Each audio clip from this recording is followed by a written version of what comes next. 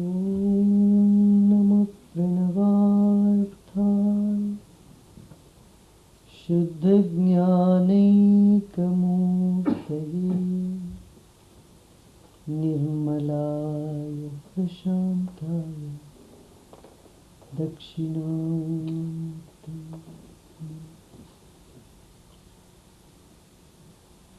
Gurave Sarvalokanam Bhishaje Bhavaroginam Nidhaye Sarvavidyanam Dakshinamurti.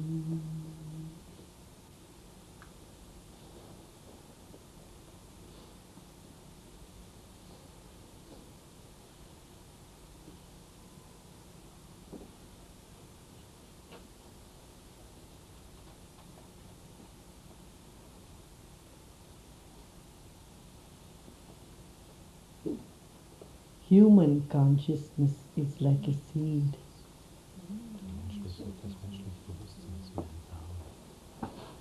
A seed has the possibility of a tree, of the leaves, of the branches, of the fruits, of the flowers.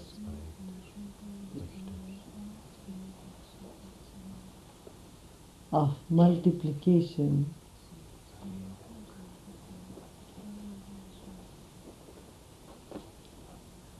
So also is human mind.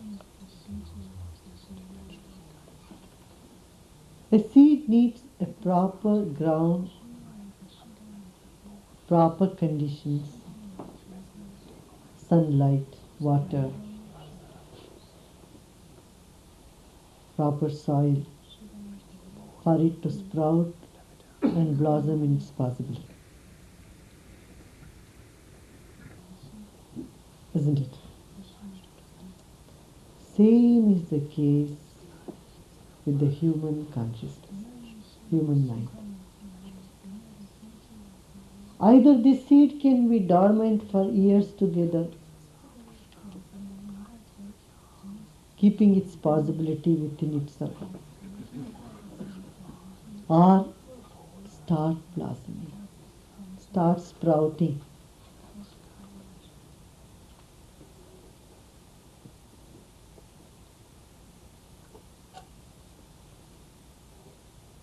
The sprouting of the seed of human consciousness is viveka, discrimination, wisdom.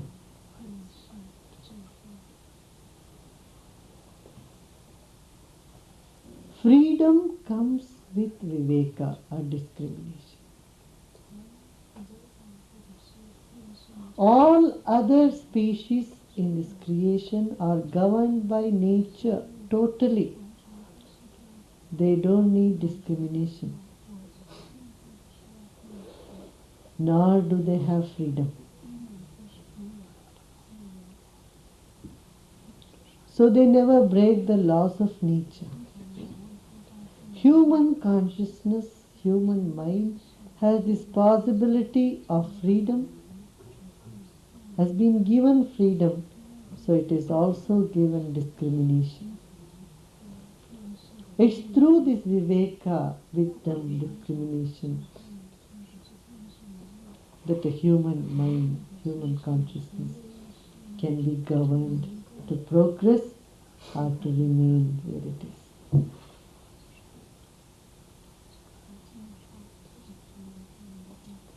You would not find any animal overeating. Generally, if they are sick or if they are perverted, they may do anything. But normally animals, they just eat or they mate in time. They eat in time. They rest in time. They have no choice. But human beings have this freedom to eat whenever they want, do whatever they want. This freedom is given along with the discrimination, along with the wisdom. along with these consequences of action, knowledge of consequences of action, so that a human can choose and live life with wisdom. Are you getting what I'm saying? Speciality of human life, it's governed by vivek, wisdom, discrimination. And how this should come up, how this had to be enhanced, how to make the seed sprout, how to make the sapling. Once the sapling has come, then you keep watering it again and again, now and then it grows. A seed has the possibility, but if it is not watered, then the possibility remains a possibility and doesn't manifest.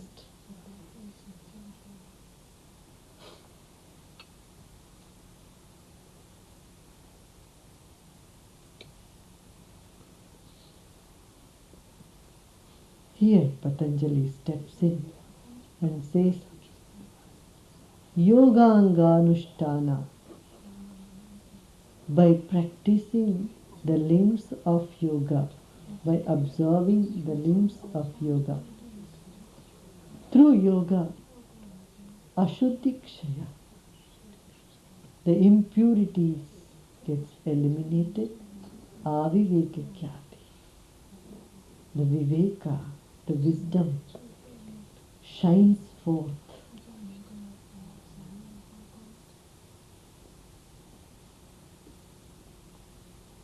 The husk is gone, the sprout moves through its membrane and comes up.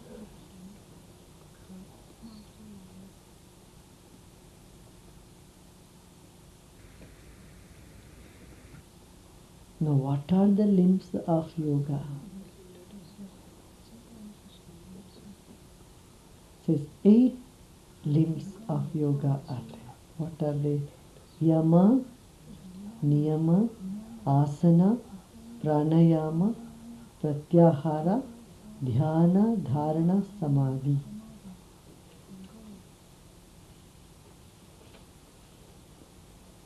Now he goes into the details of each and what is the result that you can expect from each one of these.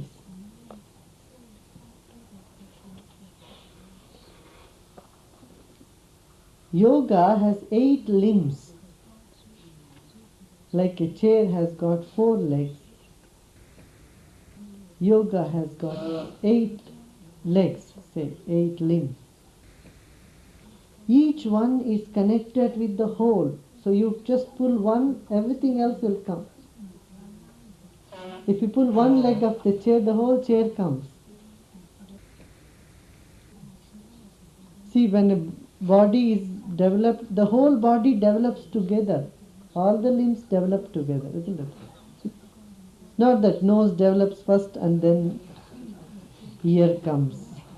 Simultaneously, all the aspects, all the limbs of the body develop. That's why Patanjali said these are all limbs of yoga. But unfortunately, people think these are all stages, one after another we have to achieve.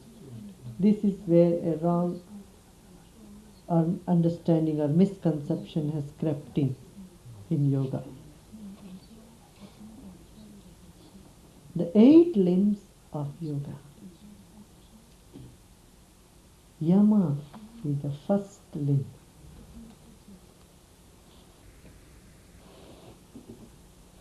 What are yamas?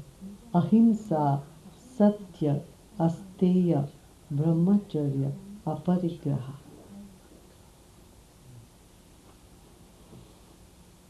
These are 5 yamas.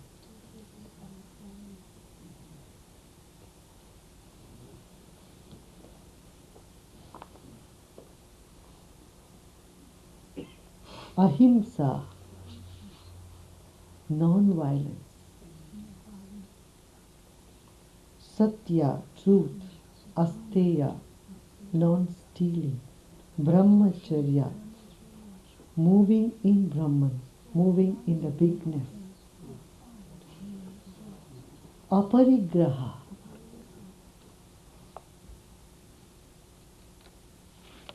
non-accumulation,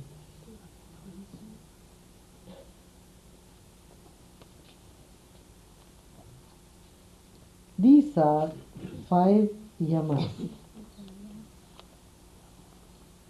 Jati desha kala samaya navachinna sarvabhauma mahavratam.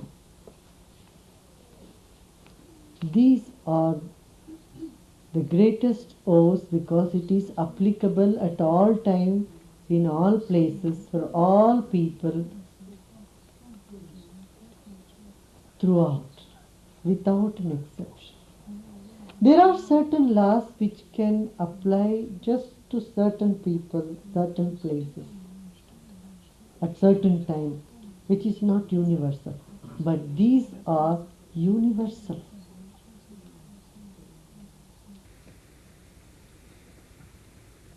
These 5 principles.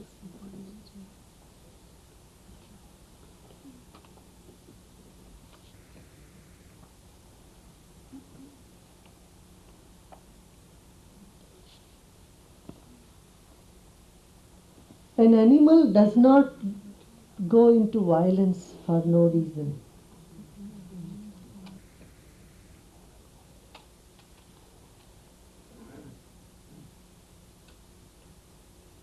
Animals hunt, even the wild animals, they hunt only when they are hungry and when they want to eat. They don't just go and hunt or bite anybody out of pleasure. But human beings do. They go for hunting for no reason.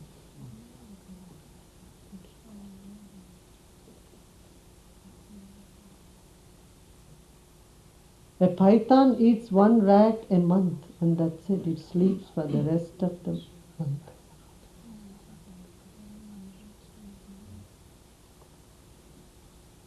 Just 1 rat a month is good enough for it. Though it's scary and dangerous. If it swallows a goat or eats something bigger, it can stay for several months doing nothing. And it will not harm or kill any other animal. But human beings, in the name of God, in the name of love, they kill each other.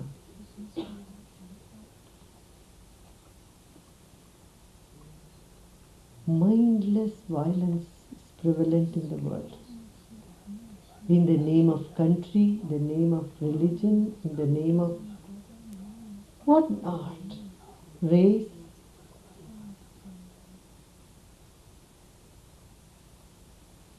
This is absolute nonsense. This is total lack of viveka, total lack of wisdom. A violent man cannot hear to anybody. His ears are gone, they are sealed off.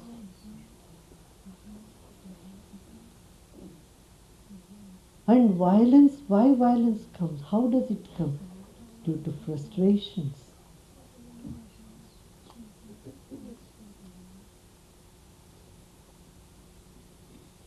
Mind gets frustrated and frustrated, and the frustration builds up.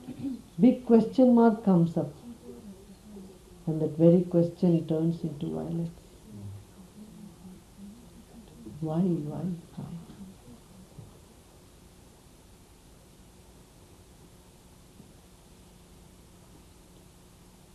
And it catches on to the surrounding. A crowd commits a violence. Individually, a person may not be able to do that same violent act. But when a man is in a crowd, he joins hands.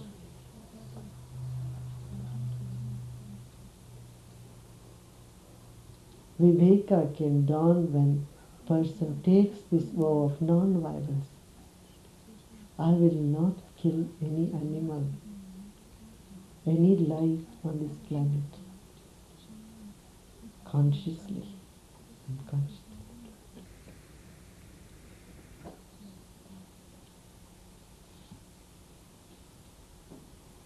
I mean, without your knowledge, already you are destroying many creatures. You walk and many ants are dying underneath your feet. You're not doing, you're not killing them. It is happening. But an intention to destroy something, an intention to be violent, can cut your very basis, your own root. Dropping this intention for violence is ahimsa. And then satya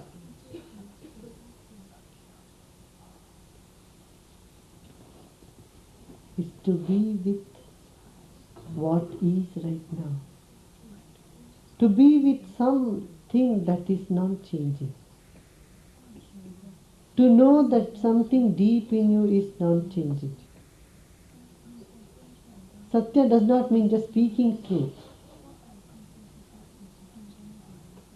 Do you see what I'm saying? Satya is total commitment for truth. It's not just the words.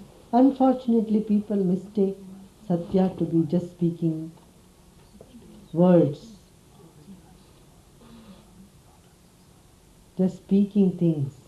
Blunt. Being blunt, many people consider I am truthful. Do you see what I'm saying?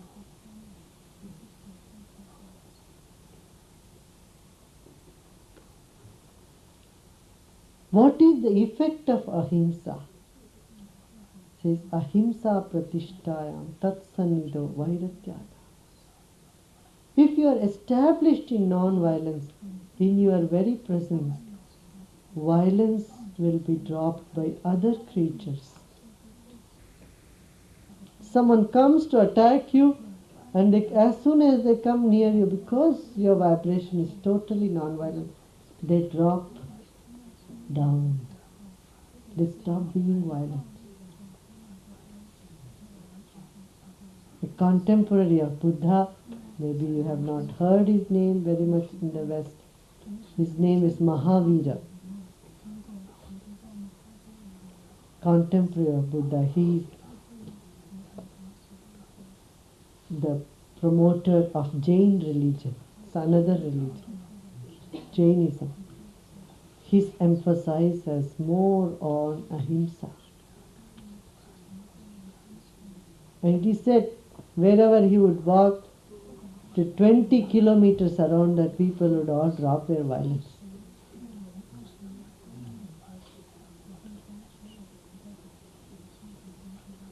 And the stories go to that extent, says even the thorns would not prick anybody.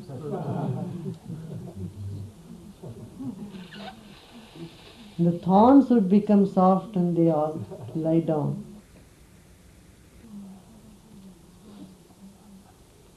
Ahimsa pratishtayam tatsannidho vairatyaga. Established in non-violence. In your presence, violence will be dropped by other creatures. Satya pratishtayam kriya phalashriyat. Established in truth,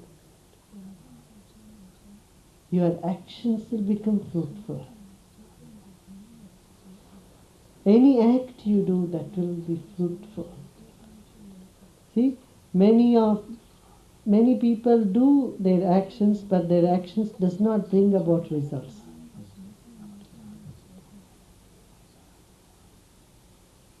There is no truth consciousness inside.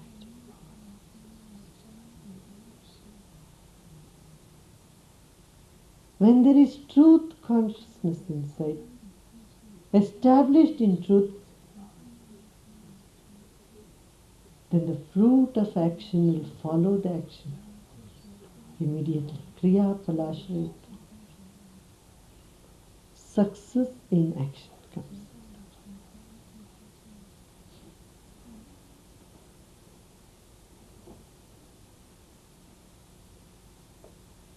Getting what I'm saying?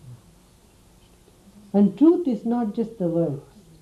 Again, it's the quality of consciousness, of straightforwardness. Even if you are telling a lie and you are bold enough to say, I am telling a lie right now, then you are speaking truth.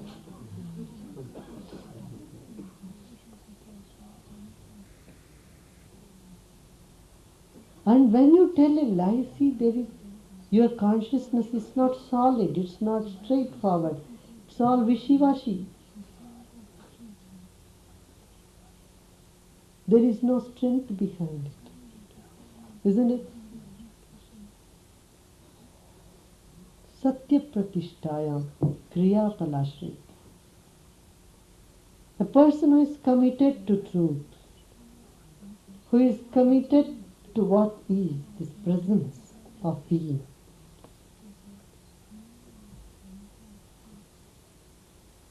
for him success comes easily, follows. Not that he will not encounter failures. He may encounter failure, but he will win at Satyameva Jayate is a slogan. Like we trust in God is what is written in American dollars. In India it says the truth alone trumps. This is the slogan. Truth will definitely win, though intermittently it may appear to be not winning.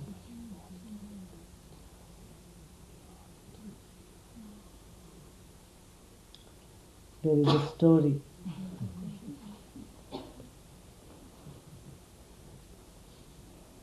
The king of Delhi, the emperor of Delhi, India was is a collection of many small states, so there was an emperor. The emperor in Delhi had a wise minister called Birbal. He was like a clown too. Once the emperor himself was a clown. He used to make funny laws and rules. Once he ordered, said, in this country, anybody who says a lie will be hanged.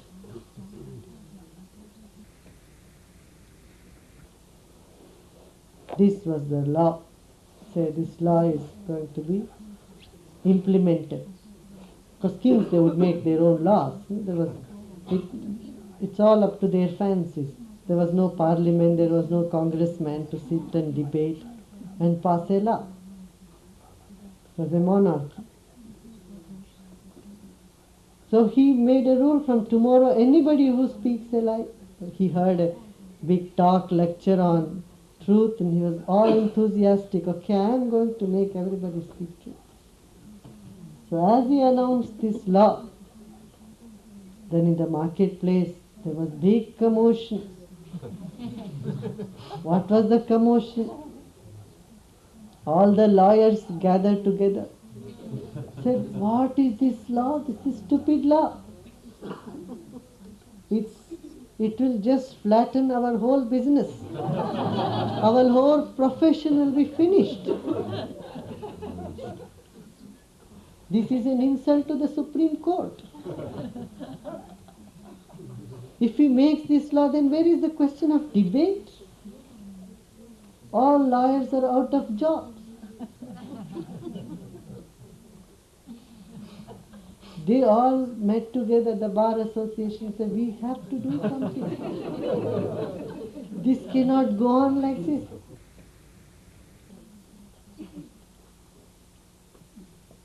In another corner, all the merchants gathered together.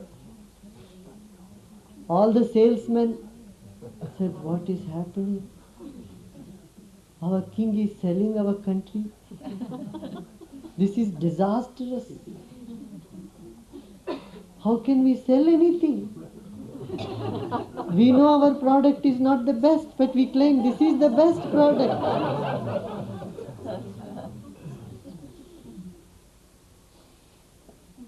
We buy things for 3 pennies and sell it for 13 pennies.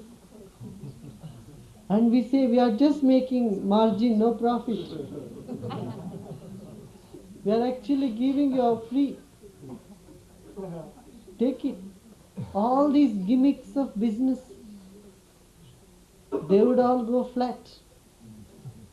They said, this is outrageous. We cannot go. Do something. And then all the astrologers gathered together. And they said, finished. We are finished. No more clients to us. And all the priests gathered. Same story. And the doctors gathered. They said, oh,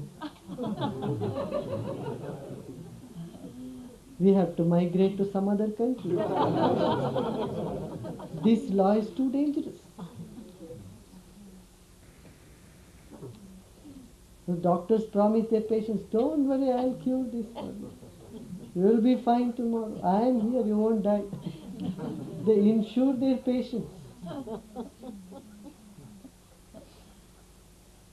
They all approached this wise minister in the king's court. Birbal said, come on Birbal, you have to do something. What has happened to our king? He needs a psychiatric treatment. Says, anybody who speaks a lie will be hanged. Anyone who doesn't speak truth will be hanged. This is outrageous. Birbal said, okay, I'll do something. So next day, Birbal, this minister, entered king's bedroom. He was trying to enter. Then these two people, the guard stopped him. He said, where are you going? You're not going. He said, I'm going to get hanged.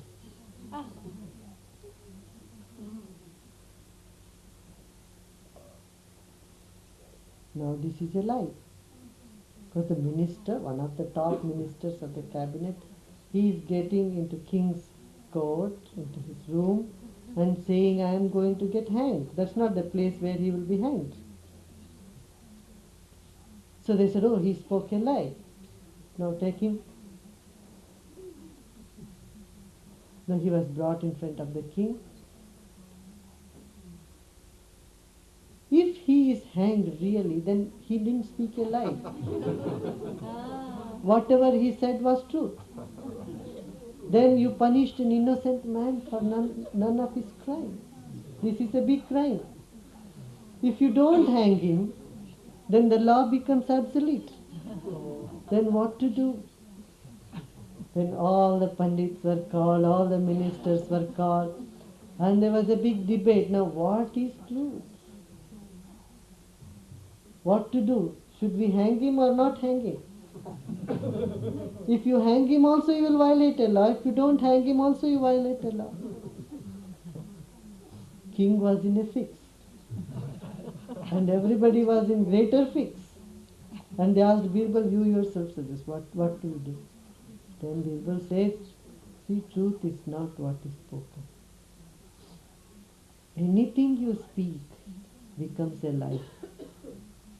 The moment you open your mouth, you are distorting what is. And what is truth.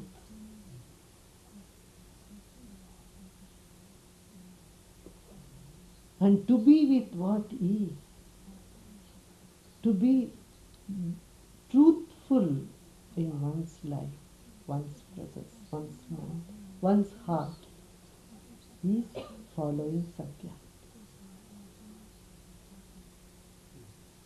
Not the words. Your intention, is it truthful? Your intention, is it straightforward? Your intention, is it clear? Or is there something else behind that? There's some other hooks you are keeping in. That indicates the truth. Second principle, truth. And the clarity in your intention.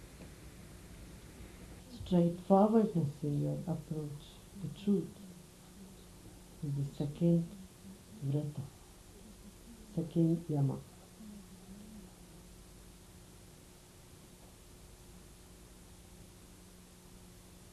Third thing, asteya, non-stealing. You look at somebody, oh, how nice, if I had a voice like them. You have already stolen their voice.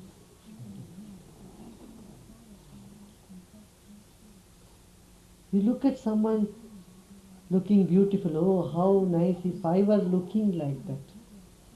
You have stolen.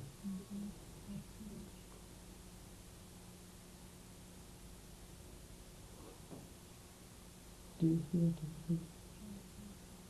This creates jealousy. Why people steal? Mine, I want to possess it. Asteya eliminates jealousy, non-stealing.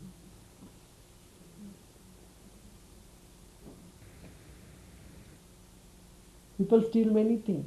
People steal someone else's poem, someone else's thing, someone else's techniques. These things doesn't work. People who steal, they remain poor. The effect of non-stealing is if you are committed to be sincere, non-stealing, sarva ratnopalabdhi, all the wealth comes to you effortlessly.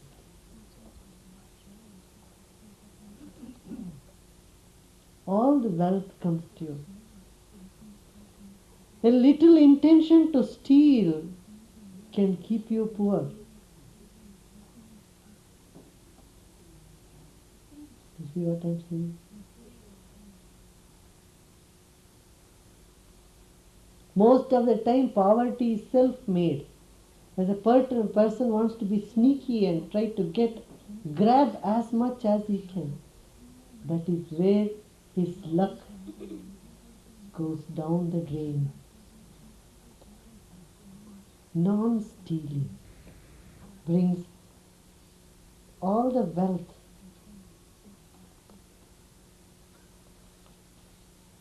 Brahmacharya pratishtayam virya labha. Brahmacharya, usually it's said as celibacy. Celibacy brings you strength, a lot of strength. But Brahmacharya has a deeper or bigger meaning than just celibacy. Brahma means the infinity. Charya means moving in the infinity. Knowing your vast nature, not thinking you are just the body, but you walk like you are a glow of light. You move in the world as though you are space.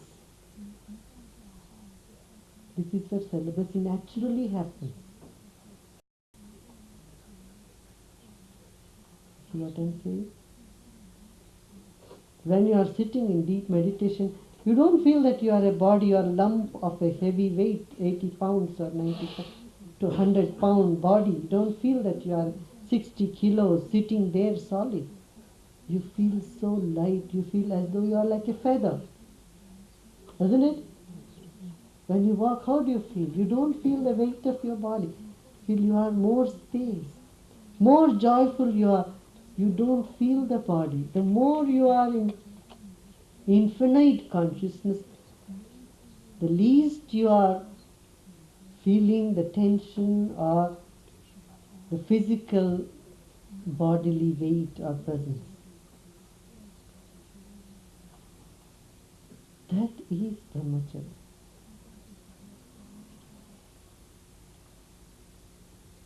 Our consciousness expanded to the infinite, moving in the infinity, in our true nature, the nature that is space, brings a lot of vigor and valor and strength in us.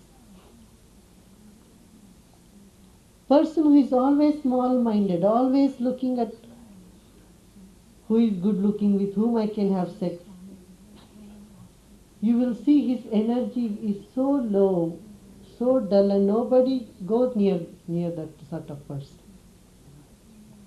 Person who is obsessed with sex is so unattractive, isn't it? And it creates such a thick, dull and thick vibration around him or her that there is no strength, there is no vigor, there is no commitment, nothing comes out of them. Have you noticed this? If you have not noticed, see in all the, what are these places? The places where such people gather, bars, and you can find them in here and there in one of the streets. Such thick, lust-loaded mind, and they have no strength at all.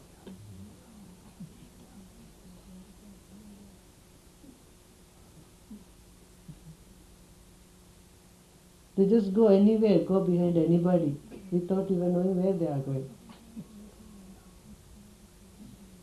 There is a story about Mullah Nasruddin.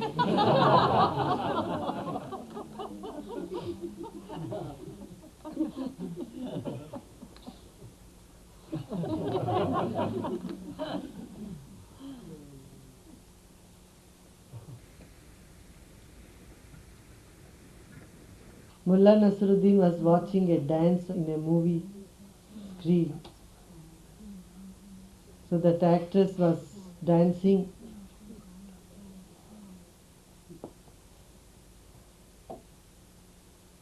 And Mullah was watching the dance, waiting.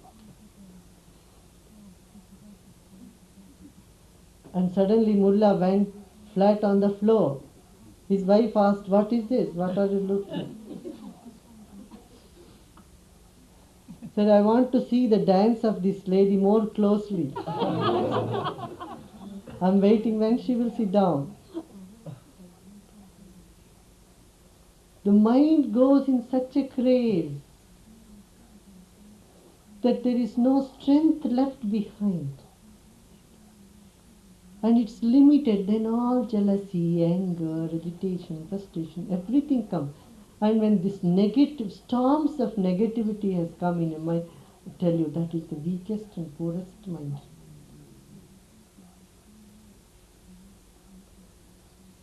All the truth, all about existence, everything disappears. When your mind is obsessed with such a load of negativity about any person, you cannot even observe the beautiful nature you are in. Isn't it? Brahmacharya pratishtayam virya labha. Great strength comes when brahmacharya is established in you. That is when you are seeing yourself more than the body. You see yourself as consciousness, as Brahman.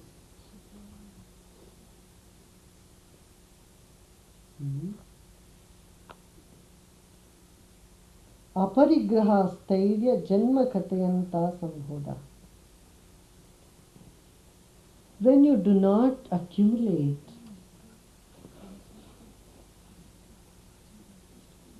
then you get the knowledge of previous births.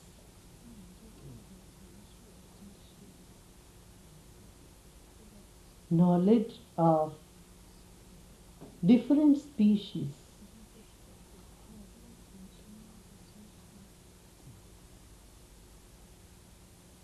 The communication in you improves. See what I'm saying?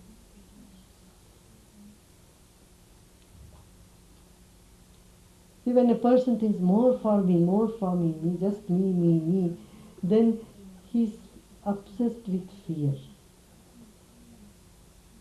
One does not know the eternal value of life. Eternal value of life.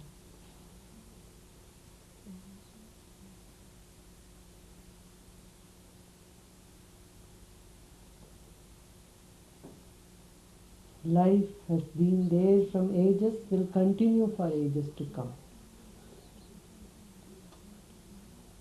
Non-accumulation simply means confidence in one's existence. Confidence in one's ability. Knowledge of oneself.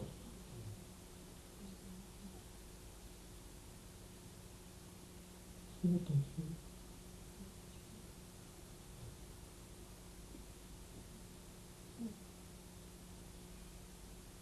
You know how to make bread and you know you can earn your bread. Then you will not make bread for a week and store it out for a whole year and store it in your room. You know, it will become stale. Things go stale.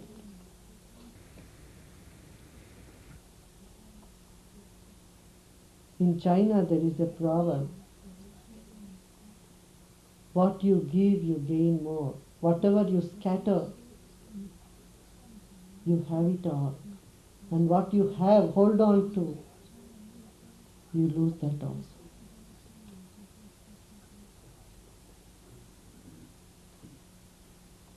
When you scatter, it all comes to you. Everything is yours. You are all over.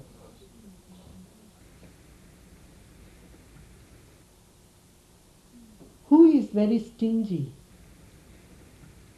Who is so afraid of himself? Who has no idea of his strength?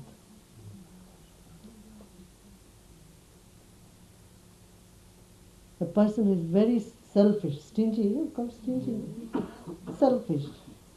He stores and stores, accumulates.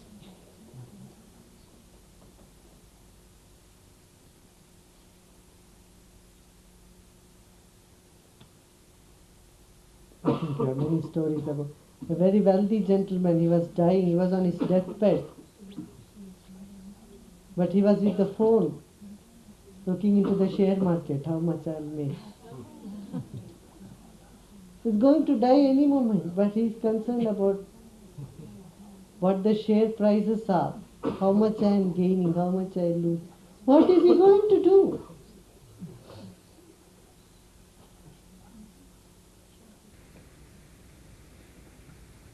It is inevitable he has to leave everything here and go. If the money transfer was possible, people would transfer all their bank balance up there before going.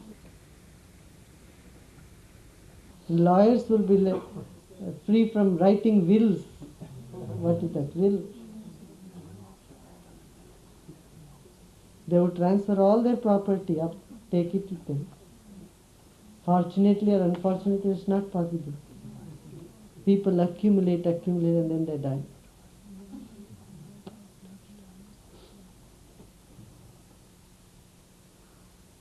This does not mean we shouldn't save money. But he says, what is the effect of it? Janma katayam sambhava.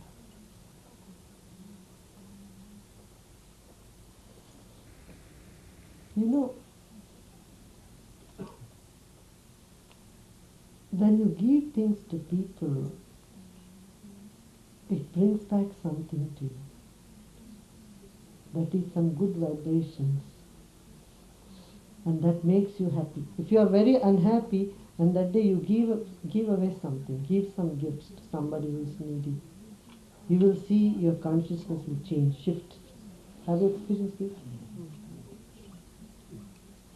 And sometimes you accept things from someone. When you accept certain gifts or certain things, you feel unpleasant and unhappy. In ancient day, they knew these signs very well. So if someone accepts a gift, then the giver should be thankful. The giver is always thankful. Oh, I'm so thankful to you because you accepted what I gave. So that is called dakshina. They used to call people, wise people, to their homes or to their places, dwelling, whatever, and give them food and whatever. And when they accept all that, just to show thankfulness for having accepted their offering, they give one more offering. That is called dakshina.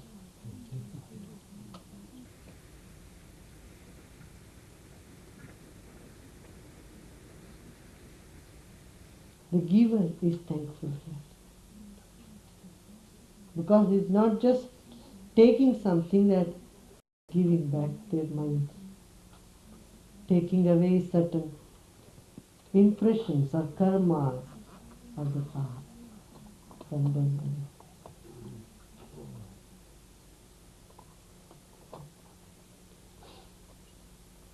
Non-acceptance or non-accumulation of objects or things from people is asteya, aparigraha. Parigraha is always receiving what this person will give, what so and so will give, what so and so. This is parigraha, receiving it. You can try this as an experiment, okay, for some days. For 1 month, don't accept anything from anybody. You will see, you'll feel a different way. I mean, in the world it's practically not possible. You cannot say, I want to accept any people. There are people who practice this to the extreme. Don't have to go to the extreme, but being aware of this fact is useful. These 5 are Mahavrata, the great rules, the great vows. To whatever extent you practice, that extent they yield these said results. Vipaksha badane pratipaksha bhavanam. Suppose your mind says,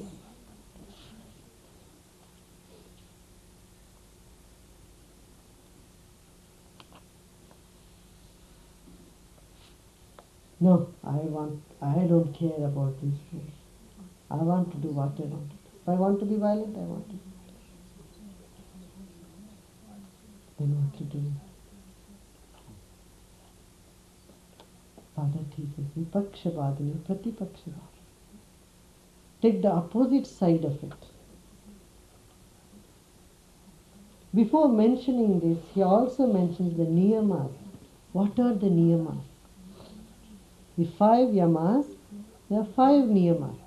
The niyamas are Shaucha, Santosha, Tapas, Svadhyaya, Ishvara Pranidhanani, Niyama. Shaucha, purity, physical purity. Keep oneself clean. People who don't take bath for several days, just put on the perfumes. This is no cleanliness. Water should run through this body, both inside and outside. You have to drink enough water and let water run through the system. Water is the greatest purifier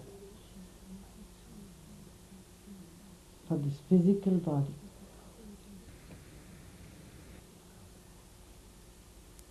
Cleanliness in the atmosphere, in the environment. You know, if you are used to being unclean, you don't feel it that it's unclean. You can see that in third world countries, the slums, the people, they don't feel anything extraordinary. They feel it's all perfectly okay because they're so used to being so unclean. Cow dung there and this there and garbage around.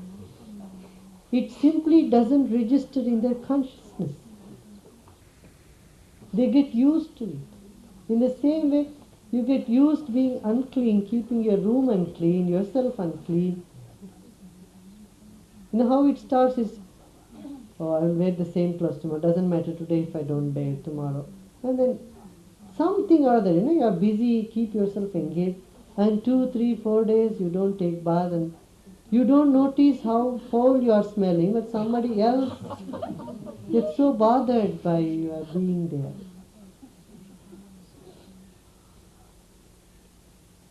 And worst thing is use perfume over it, so you don't even notice that smell. Bathing, keeping personal hygiene, very essential. Shaucha.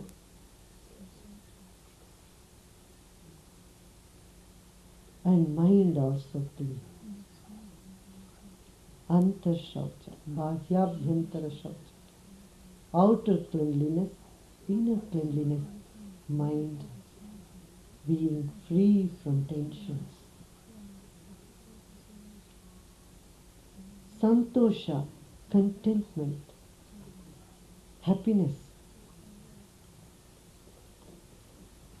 Happiness again is an attitude.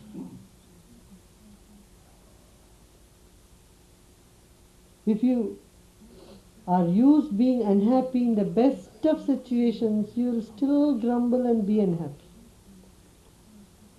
Nothing can make you happy in the world. See what I'm saying? We did this exercise this morning, keeping a smile and breathing. And just enjoy your breath. Did you notice? See, when you are happy, what is happening? When you are smiling, what is happening? There is so much relaxation in the face, in the muscles of the face, in the head, everywhere. There is freedom, there is joy, there is relaxation. And if you train your muscles and your nerve system being unhappy, that same thing continues. The knots and stresses in your face, stiffness in your head, stiffness in your body, and you remain unhappy, irrespective of situation, surrounding, whatever. Santosha is a practice. Being happy is a practice. Unconditionally happy is a practice. Come what may, today I am going to smile. Anyway, everything is going to die. Everything is going to vanish and disappear. So what? Who cares? Let me at least be happy. Smile this moment. Enjoy my very breath, if not nothing.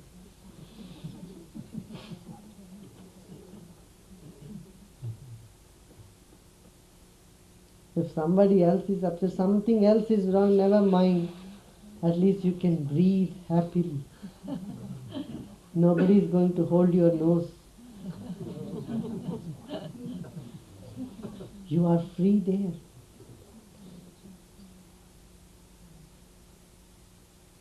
You sell your happiness for peanuts. You sell your smile for pence. I tell you, it's not worth. The entire world is not worth your smile. Even if you are made the king of or the emperor of the world, it's not worth giving away your smile. This is niyama, the rule, condition for yoga. One of the limbs, santosha, being happy. What is that there to be unhappy? Huh? You are losing millions of dollars. That's what makes you unhappy. So what? You are going to lose this body which is going to enjoy those millions of dollars.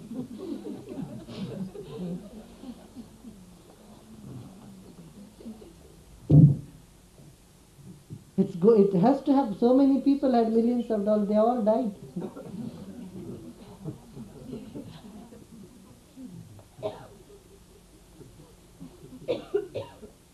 What you are unhappy about? Your friend leaving you? Your own body is going to desert you. Why you are so worried about your friend deserting you? Good, one thing gone, finished.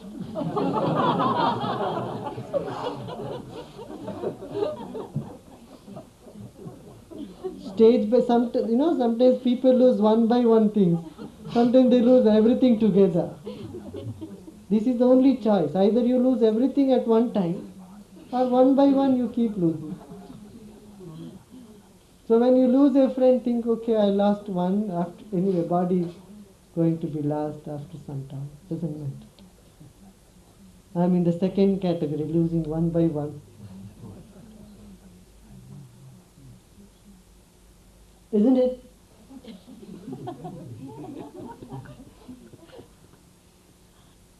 You're not going to die along with your friend, or you're not going to take them to heaven, even if they don't want to come.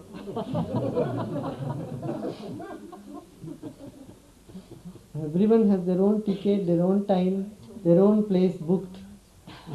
There you cannot say, I want to sit next to so and so.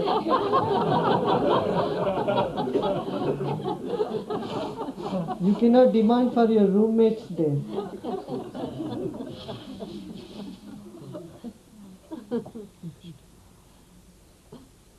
Why not be happy now?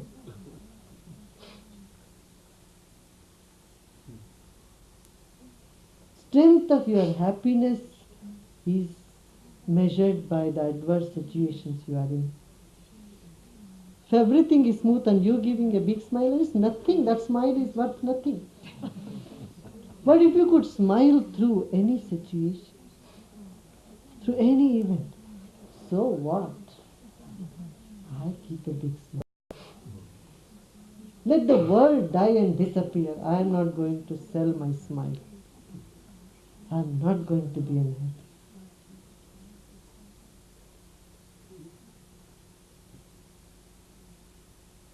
This strength in you, santosha.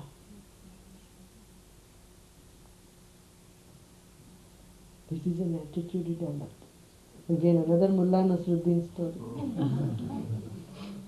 Mullah Nasruddin used to be grumbling all the time. He was a farmer. So he would grumble, oh, there are no rain. Like there was no rain in California for so many years.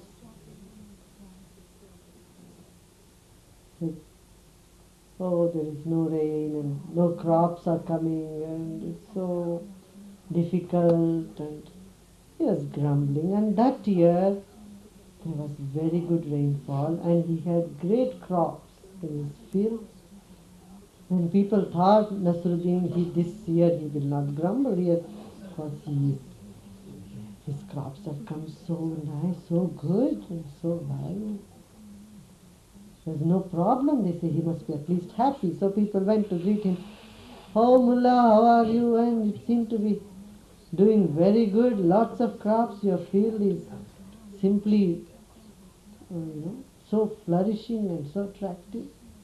The Mullah had the same long face. Said, yes, I have so much work to do now. All these years I didn't have to do anything, there was no crops. But now so much crops and I have to do this and go to market, sell them, it's a big headache. Still grumbling. Whether there was crop or not, your grumbling continues. Same way in your life, you are unhappy about things you have, you are unhappy about things you don't have. Isn't it? See, someone who doesn't have a car is unhappy because he doesn't have a car. Someone who has a car is unhappy because he has to maintain that car and such a big headache.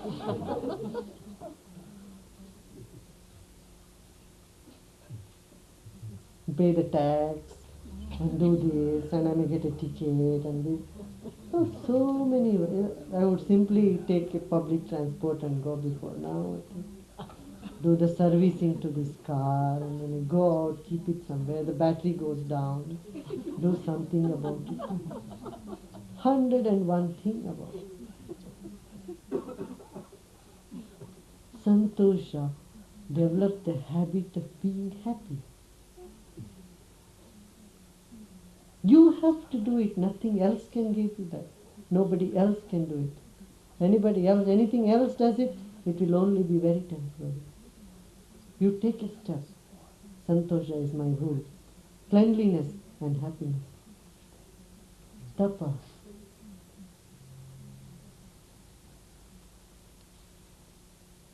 Tapa, Swadhyaya, Ishvara Pranidhana. This we have described. A little tapas, endurance, patience.